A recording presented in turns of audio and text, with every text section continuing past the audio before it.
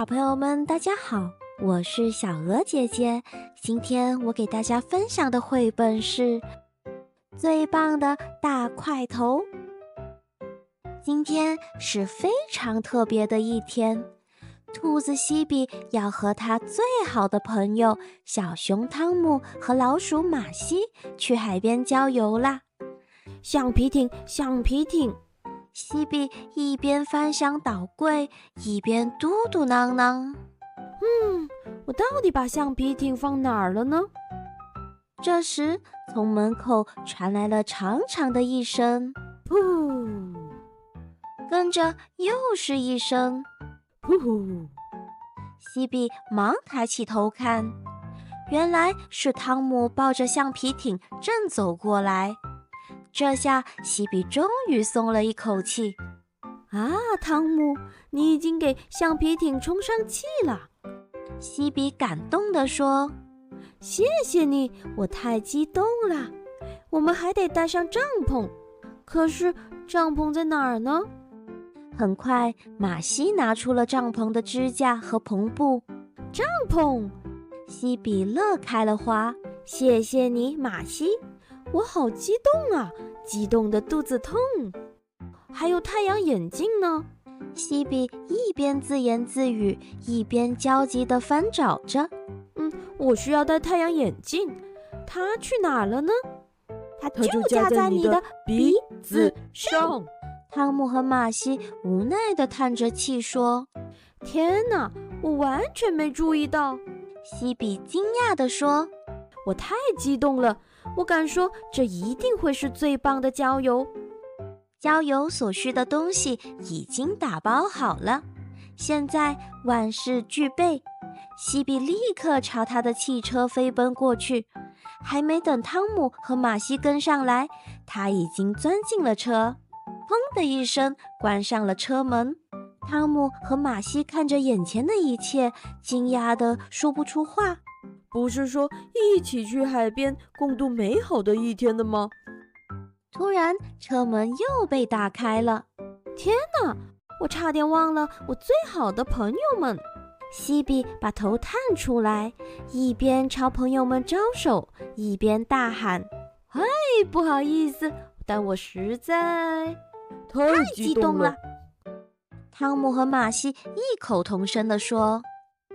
不一会儿，马西和汤姆就把他们的行李塞进了车里，然后他们也飞快地挤了进去。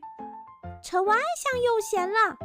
马西突然大喊：“汤姆，你的块头太大了，这样行不通。”哎，我的块头确实挺大的。汤姆沮丧地说：“而且脑袋上面还有耳朵。”西比安慰他说：“总会有办法的。”汤姆坐到了最中间的位置，这下可以了，太好了，谢天谢地。西比满意地说：“不管遇到什么问题，我们总能解决它。”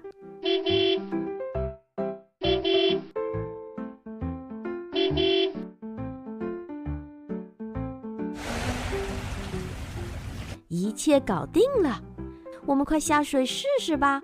西比说。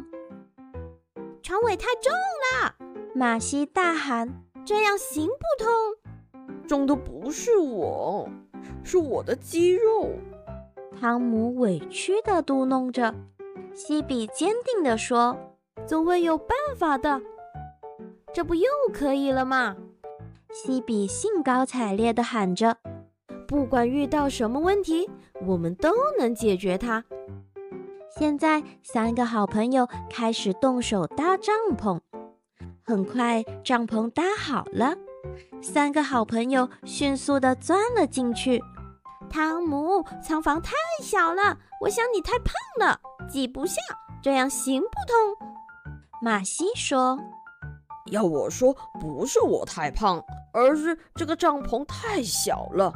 汤姆气呼呼地说：“况且我还有这么厚的皮毛呢。”嘿嘿嘿，朋友们，西比鼓励大家：“我们总会有办法的。”突然，西比感到自己的肋骨被汤姆的手肘撞了一下，他疼得嗷嗷叫了起来。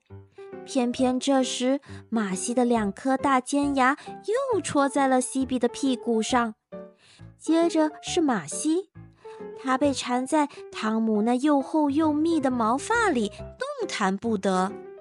他的大脚趾碰到了汤姆的鼻子，这更让他惊慌不已。而汤姆的膝盖窝被西比的耳朵挠得痒痒的，同时他忍不住打了个喷嚏，一下子把马西的大脚趾从他的鼻子上喷开了。西比想了一会儿，也许应该重新搭帐篷。展开，敲打，拧紧，转动。我的天哪！西比不禁得意地笑出了声，接着说：我就说嘛，不管遇到什么问题，我们总能解决它。晚上，3个好朋友一起烧烤。马西决定来一块烤奶酪，因为他爱奶酪胜过一切，不管是哪种奶酪。汤姆美美地享用了一条用蜂蜜覆盆子汁腌制的鱼，因为汤姆爱蜂蜜胜过一切，而且他也特别爱吃鱼和浆果。而西比呢，当然是烤了胡萝卜，因为胡萝卜是他的最爱。吃过晚饭，马西去放风筝了。突然，风筝挂到了一根旗杆上，马西使出浑身的劲摇晃旗杆，可风筝仍然纹丝不动。这时，只见汤姆轻轻踮起脚尖，一伸手就拿到了风筝。汤姆，幸好有你！马西轻松地笑了。你那么高，真是最棒的大块头。哎呦，这之前嫌我太高了，太重了，太胖了。汤姆惊讶地问：现在又都不嫌了？好汤姆，你当然是又高又重又胖啦。西比咧开嘴大笑着解释：我太庆幸有你这样大块头的朋友了，因为有你，我们3个就是这个世界上最厉害的组合了。